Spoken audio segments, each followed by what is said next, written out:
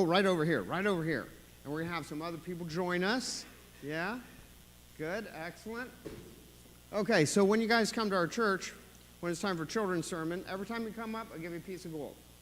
It's not really gold. You guys are too smart to know that, right? You can tell that's not gold. What's it made out of? Plastic. It's plastic gold, but it's still gold colored, right?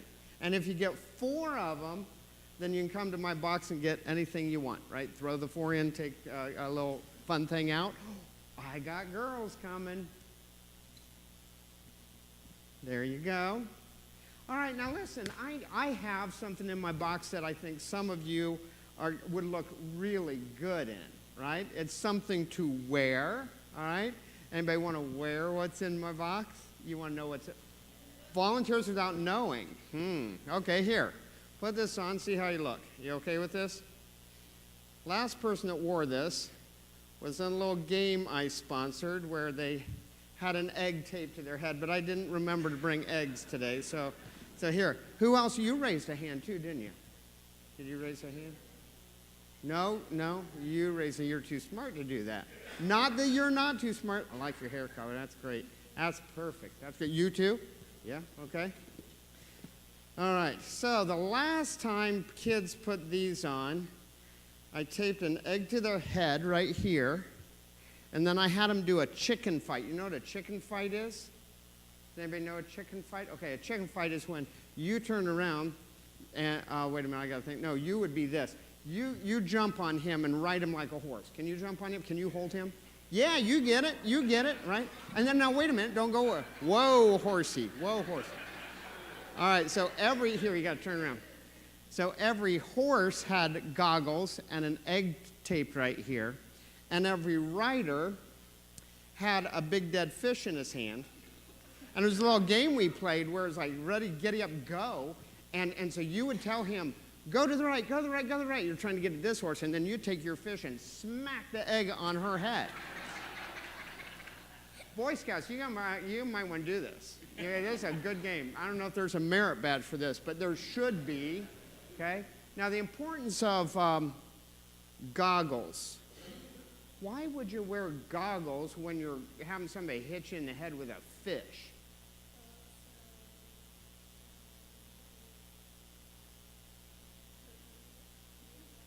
Yeah, right. So the fish doesn't actually go in your eye because, I mean, stuff from a fish, you get scales in your eyes. You can, like, maybe bruise your eyes. You guys ever think about what's right behind your eyes and how important eyes are? Because eyes are kind of soft, and the only thing protecting eyes, unless you have this on, the only thing protecting eyes are, well, yeah, that.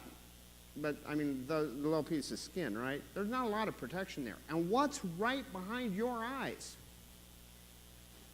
I heard it over there, but you're not allowed to participate. What's right behind your eyes?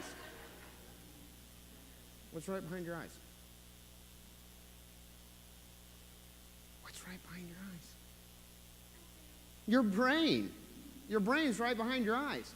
So you have this thin layer of skin and then a really soft eye, and right behind that, the most important part of who you are, your brain. That's why you have to wear eye protection, right? When stuff can fly at your eyes, you got to wear eye protection. So shouldn't we all walk around with those on all the time? I mean, why not? Because it's a subordinating conjunction, it is not a reason. Now, why should we not all walk around? Because I only have like 2 more pairs. Why should we not all walk around with eye protection all the time? There's not enough eye protection. Okay, that's true. We'd all look like dorks. I mean, walking around. No offense to the 3 of you that still have them on. I appreciate you playing this little game with me. You know, when you think about how important the eye is when the brain is so close, I know we can't all walk around. Come on, Red, you got to keep that on. You can't always walk around with eye protection on. You can't. It is just that doesn't work. But you guys need to protect what goes in through your eyes. Because right behind your eyes is your brain. So when foolishness is going on with your friends over here, and they're doing bad things over here, Why are you looking over there? Don't look over there. No, that's foolishness. You got to protect your eyes by not looking. Okay, now you can look back at me because I'm not being foolish. When you're playing video games, there are some video games that are A-okay. There are some video games that ask you to look at things that probably really not good for that to go straight from eye to brain, right? There's some TV shows, some movies, some things you read. Eyes are really important, and they're pretty soft, and it's a direct path into your brain. So while you can't walk around with that on all the time, now that looks dorky all the time, and your face would get really hot. You need to protect what goes in through your eyes because it goes straight into your brain, all right? Be careful about that, right? God knew that. God knew that, and he wants us to be careful what goes in. All right, huddle up real close, real close, real close, real close, real close, real close. That's good. And now, I'm not going to poke at you or anything. I'm going to pray, so I'm going to ask you to close your eyes. So I won't do anything. Oh, yeah. Let's pray. God, we can't wear goggles all the time, and yet what goes in our eyes is really important because our brain's right behind it. Help these kids, because of what we've talked about today, to be careful in what they look at, what games they play, what video games, what television shows, all the stuff that goes in through the eye. Help them to understand that stuff that goes in goes straight into their brain. You need to be really careful. Thank you for teaching us that lesson this morning. And thank you for these other kids that helped us get to that lesson today. Pray in your name, amen. Three of you guys can take those off. If you want them, you can have them. If you don't want them, you can put them in the box. Totally up to you. They probably have fish guts on them. I was kidding about that. I washed them before I got here. All right, thanks for being here.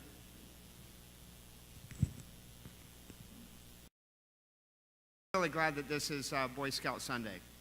I say that as a non-scout. I never did scouting. Never did it. Never occurred to my family to get me into Cub Scouts and then lead me through. But I love when it ascends all the way to Eagle Scout. That's a great accomplishment. And Michael, where are you?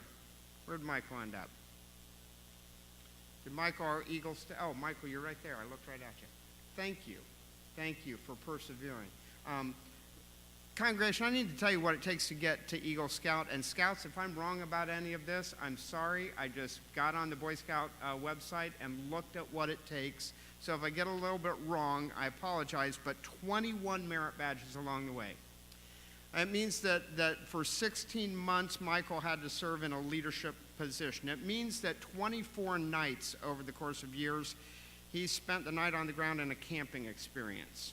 It means that he has stood before a Scoutmaster Conference 7 times and has had to stand for Board of Review 5 times. It means that he has proposed, planned, and executed an Eagle project.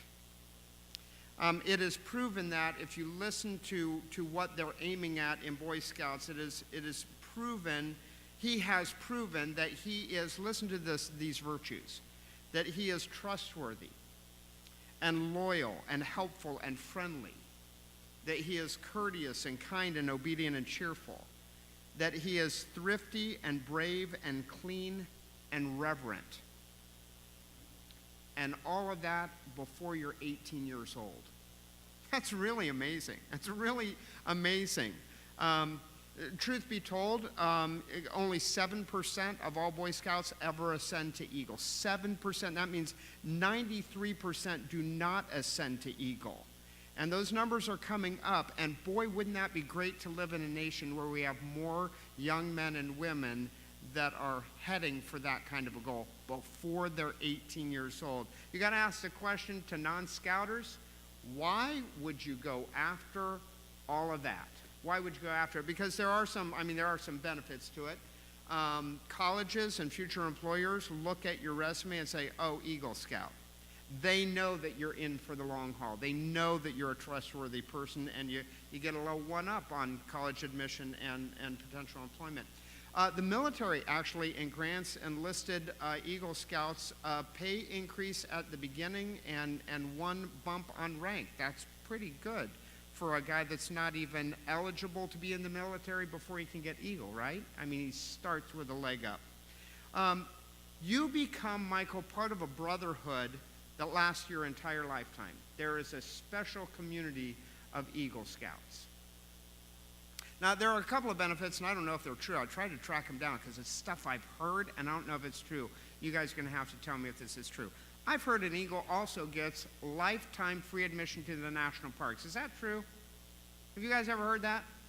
Have you ever dropped your card on the desk and said, I'm getting in for free? Tell them Greg Kurtz said it's okay. Probably won't get you much. I also heard that you guys are the 6th line of defense in a national crisis. And I don't know if that's true either, but it is a tough national crisis if an enemy has shredded through the Marines and the Navy and the Army and the Air Force. We get down to you guys, we are in a bad conflict, and yet all over our world.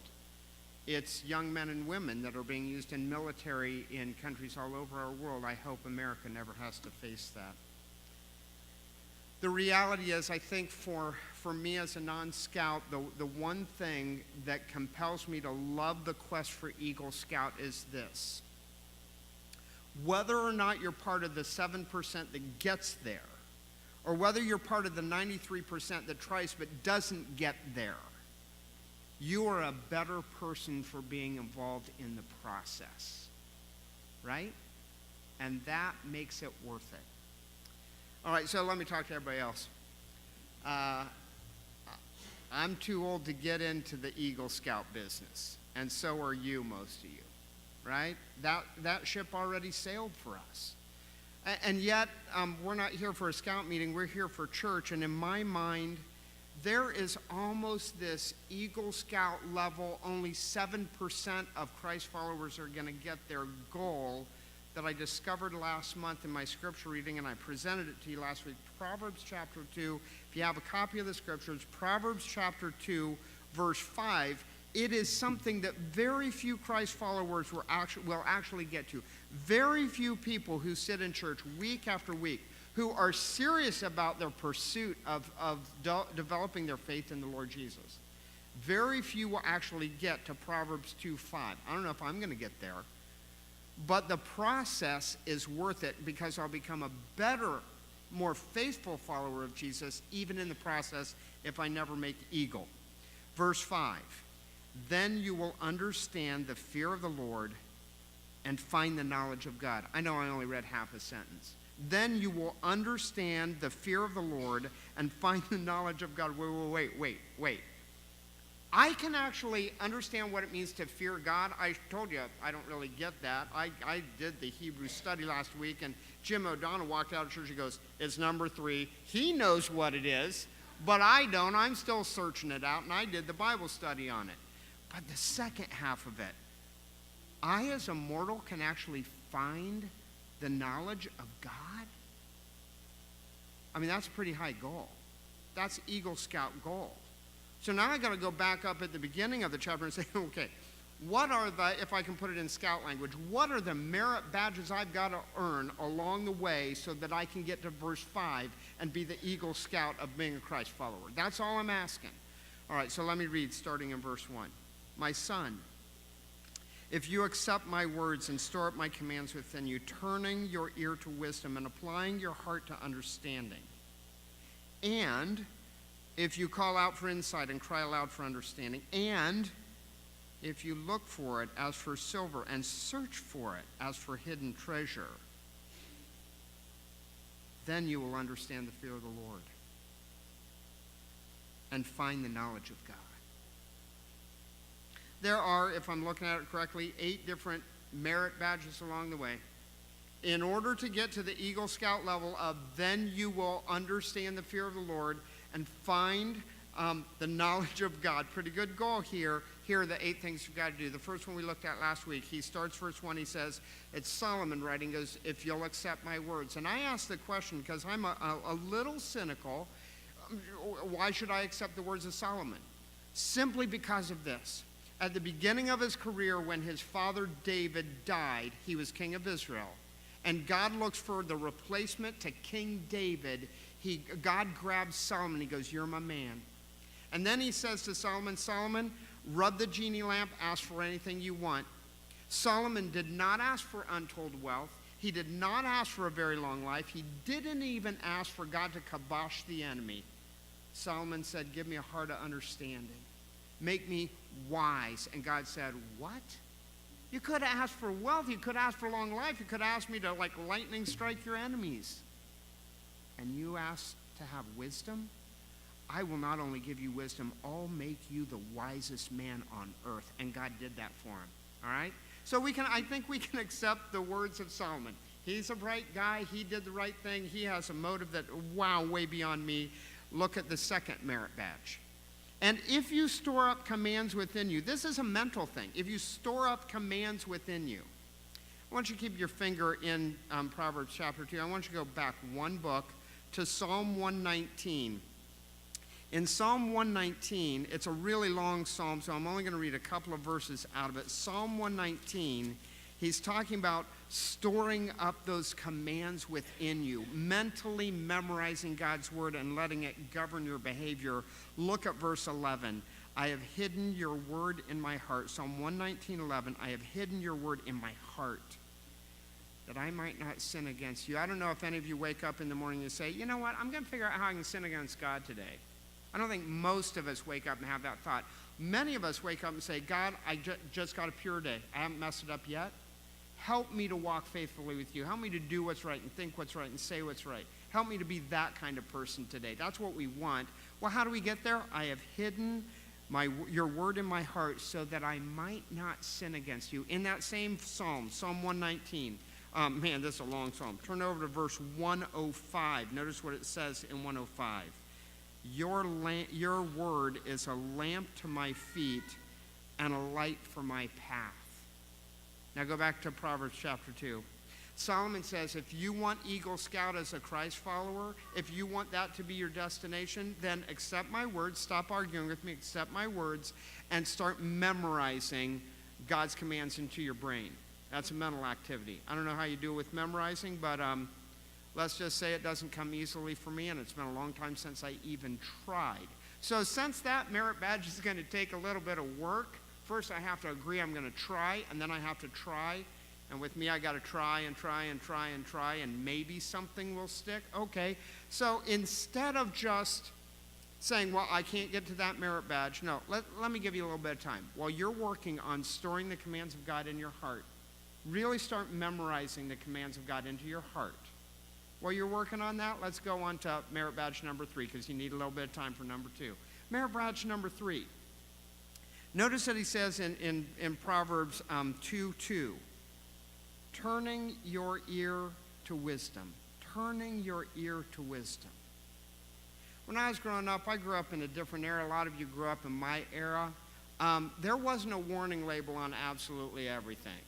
Now, whatever you want to do, they say, make sure you put on hearing protection. Make sure you put on goggles. Make sure you do all this stuff. Everything's got a warning label on it. Not me.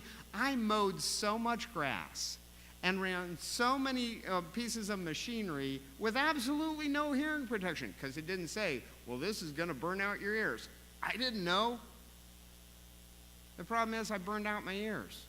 My ears don't work very well. It's hilarious in a classroom while I'm lecturing. If a student doesn't raise a hand and they ask a question, I just kind of look in the general vicinity of where I heard the sound, and then I look for who's looking at me for an answer. And it's just like, it's really embarrassing. And last week I answered a question of this student, and when I got all the way done, he said, I didn't ask, he did. And I went, well, whatever. Yeah, the hearing doesn't work anymore. So what do?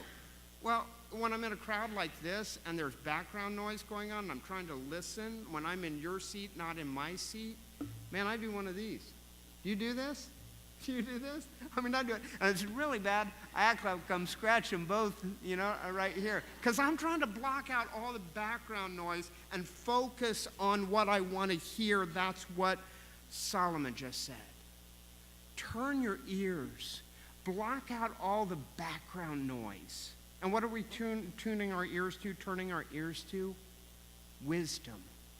I don't want to hear all the bad advice. I want to hear wisdom speaking to me. I say to people all the time, I start to tell a story and I go, I probably shouldn't continue this story. I'm going to have to tell you something about somebody and I probably shouldn't do that. And they say to me, You can't start and stop. Yes, I can. The voice of wisdom says, you just caught yourself. Listen to me. Stop talking. But my bad advice friends say you can't do that. Yes, I can. Why? Because I'm cupping my ears to you, and I'm listening to wisdom. Merit badge number 3. Look at number 4. In that same verse, and applying your heart to understanding. It's another mental thing.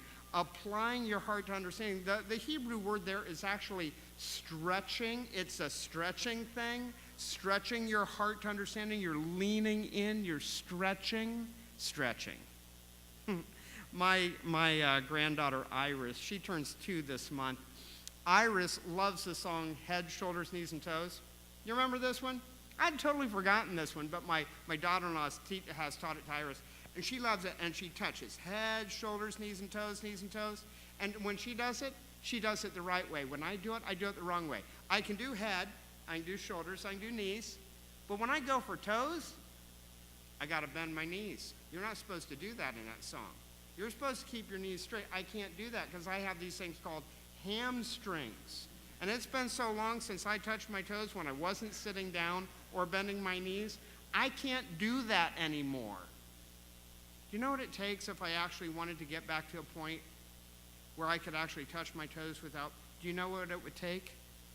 Daily, relentless, regular touching of, attempts to touch my toes. You know, you get the kneecap, and then you get a little below the kneecap 3 days later, and then eventually, but it will take regular, relentless stretching of those hamstrings. Same thing's true on this one.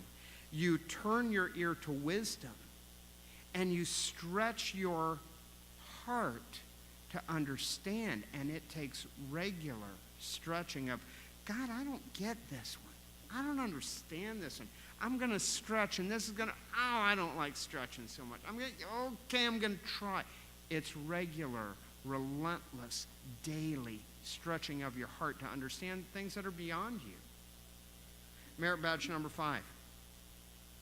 And if you call out, verse 3, if you call out for insight and cry aloud for understanding, if you call out for insight. You remember when you were sitting in high school math class when math started to get hard? It's like Algebra 2, it finally starts to get like difficult. Some of you are going, oh, you're kidding? That was 5th grade math for me. Really? You took Algebra 2 in 5th grade? No, it got hard in 5th grade. In Algebra 2, you got Einstein for a teacher, right? And she's up there at the board, and she turns her back to the audience, and she just starts writing formula while she is lecturing at the same time postulates and theorems that she has all memorized inside of her. And you're sitting there, and you're copying it down as fast as you can, and you're not understanding any of it. But you think falsely you are the only person in the classroom that doesn't get it. So you just keep copying it down and you keep getting further and further lost because Einstein is your teacher. And then finally, is it courage or is it shame? You don't know. Finally you go, okay, Mrs. Einstein, hello? I'm calling out for insight. I don't get this. And you keep spouting it and I don't get it. And everybody in the classroom turns and looks at you, and you think they're going to look at you and say, you're an idiot, and what they say is, thank you. I didn't get it either. Why do we pretend that we get it? Remember the end goal. The end goal is, then you will understand the fear of the Lord, and then you will find the knowledge of God. Isn't it okay around other classmates, other Christ followers, to say, I'm going to call out for insight here because I don't get it? Can somebody help me out here because I don't get it? I need some insight here because postulates and theorems just aren't making sense to me right now. I don't get it. Raise your hand. That's the person that gets to understand the fear of God and find the knowledge of God. Oh, and the second one that's right there in that same area. Then if you call out for insight, cry aloud for understanding, cry aloud. Man, I thought of the DeWitts on this one. Cry aloud for understanding. The Hebrew word there is the word that we would use for a goat when it's bleating, right? Does a goat just stop because it finally got you to look at it? Nope. It just keeps going until you give it what it wants, right? If you will bleat, for understanding. The last two merit badges I want to handle together. Verse 4, and if you look for wisdom as for silver, and search for it as for hidden treasure. Can we deal with those together? Is that okay? Last Sunday I started my sermon telling you about how I lost my wallet and how I went to the car and I had to find it and I just kept searching for it until I found it, right? So at the end of church, after church was over, I'm standing at the back door and Dean and Frona Pond leave and Dean says, yeah, I lost my wallet. I was late to church this morning because I was looking for my wallet in the barn. Did you find your wallet? You found your wallet. Good. He searched for it until he found it. That's how it's supposed to be, right? So after everybody left, then I came back in and I came up front to get my stuff, and then I was going to turn out lights, lock the door, and leave. And as I was walking up the aisle, right over there on the floor, I saw this. And I went, oh, man, somebody dropped a couple bucks on the floor. So I picked them up, and I thought, it's a 1. You can't see that from where you are probably. That's a 1. There are a couple of them. So I was walking back, going to throw it in the offering plate. You know, whatever. It's a couple bucks.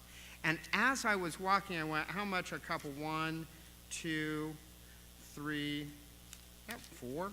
1, 2, 4. Oh, and then there's a 20 in the middle. Now, I don't know what you would do in that situation. If it's a couple bucks, if it's up to 4, if it's less than 5, it's going in the offering plate. As soon as I saw the 20, I went, I gotta think this one through. It was right over there, row number 2, right on the floor, so it had to be the person in row number 2 sitting on the end. It couldn't have been the person in front of because it wouldn't go through the pew. It had to be the person sitting right there. So I went, who sat there? Dean Pond, who did not have his wallet because he lost his wallet and was searching for it in the barn. So he probably took his money and jammed it in his pocket just all willy-nilly, loose and everything, right? Just wadded up in his pocket, and then he probably grabbed for his car keys and it probably fell out. That's probably what happened. I used my brain. I thought through, gosh, who could this have been? And then I used my hands to reach down and pick it up. Then I had to use my feet to go over to that point and get it. Everything involved in the search to find the owner of this money, and I'm going to give it back to him, right? Look at that verse, verse 4. And if you look for wisdom as you look for silver, and if you search for it as for hidden treasure, you don't stop. It's a $20 bill. You don't stop, you keep going after it, and you track it down. That's what you do for wisdom. Look, only 7% of Boy Scouts are going to ascend to Eagle. That means 93% who could go for Eagle will never make it. But all of them that are in that pursuit become better people in the process. There are a lot of people, 100% of people in church go to church. But only 7% are willing to work through this process and say, will I really say, I don't want to hear what you have to say, I want to hear what wisdom has to say. I'm going to go for merit badge number 2. As hard as memorizing is for me, I'm going to memorize God's word because that's the merit badge that's going to lead along the path of giving me the understanding of God. Oh my goodness, I'm going to search wisdom out, and I'm going to get my hand up and say, I'm willing to admit it. I'm supposed to know everything about the Bible because I wear a tie to church. And there's a lot I don't get. Can somebody please help me out here? And yeah, I'm not giving up the search until I find the owner. I'm going to track it down. So maybe you'll be one of the 7%. You'll get the Eagle Scout of Christianity. Now maybe you'll be one of the 93% that said, man, I tried. I never could memorize a verse. Okay, it's all right. Because you'll walk closer with God just in the process of trying. May God add his blessing to the reading and explanation of his word.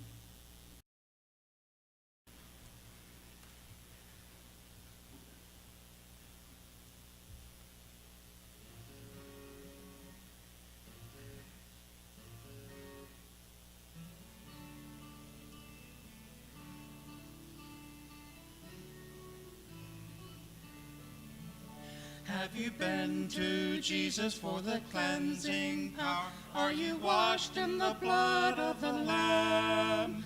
Are you fully trusting in his grace this hour? Are you washed in the blood of the Lamb? Are you washed in the blood, in the soul-cleansing blood of the Lamb? Are your garments spotless? Are they white as snow? Are you washed in the blood of the Lamb? Lay aside your garments that are stained with sin, and be washed in the blood of the Lamb. There's a fountain flowing for the soul unclean. Oh, be washed in the blood of the Lamb. Are you washed in the blood, in the soul-cleansing blood of the Lamb? Are your garments spotless? Are they white as snow? Are you washed in the blood of the Lamb? Some bright morning, when this life is over, I'll fly away to that home on God's celestial shore. I'll fly away. I'll fly away, oh glory, I'll fly away. When I die, hallelujah, by and by, I'll fly away. Oh, how glad and happy when we meet, I'll fly away. No more cold iron shackles at my feet, I'll fly away. I'll fly away, oh glory, I'll fly away. When I die, hallelujah, by and by, I'll fly away. Just a few more weary days and then I'll fly away to a land where joys will never end. I'll fly away. I'll fly away, oh glory, I'll fly away. When I die, hallelujah, by